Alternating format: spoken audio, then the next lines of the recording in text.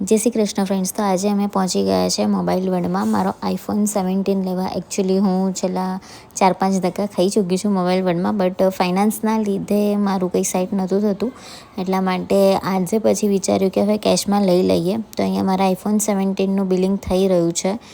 અને આઈફોન 17 મેં એટલા માટે લીધો બિકોઝ કે ઈચ્છા તો નહોતી જ, આઈફોન 18નો જ વેટ કરતી હતી, બટ એટલા માટે લીધો કેમ કે મારો 13 વર્ક નથી કરી રહ્યો પ્રોપરલી, અને મેં 80,000નો ચાંદલો કરાવી દીધો છે આઈફોન 17નો.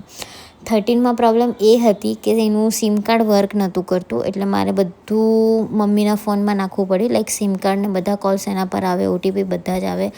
ઇન કેસ કંઈ ઇમરજન્સી થાય તો હું કોઈને કોન્ટેક્ટ ના કરી શકું એવી સિચ્યુએશન હતી. મેં 7+ લીધો તો એના માટે કે હું કોઈને કોલ કરી શકું, કોલ આવી શકે, બટ એ પણ મારો ચોરી થઈ ગયો અનફોર્ચ્યુનેટલી.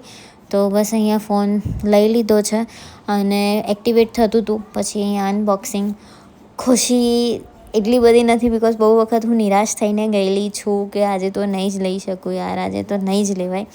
અને બસ ફાઇનલી લઈ લીધો છે, અનબોક્સિંગ કરી દીધું છે આઈફોન 17નું.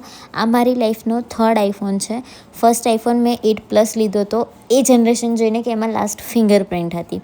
13 લીધો તો સેકન્ડ, એ જોઈને કે એનો ક્રોસ કેમેરા હતો. હવે 17 તો લેવો પડ્યો કેમ કે મારી પાસે ઓપ્શન નહીં હતો અને મને પ્રો મેક્સમાં જવાની ઈચ્છા હતી નહીં. સો બસ અહીંયા આજે મેં મારો આઈફોન 17 ફાઇનલી પરચેસ કરી લીધો છે. આ મારી લાઈફનો 3rd આઈફોન છે.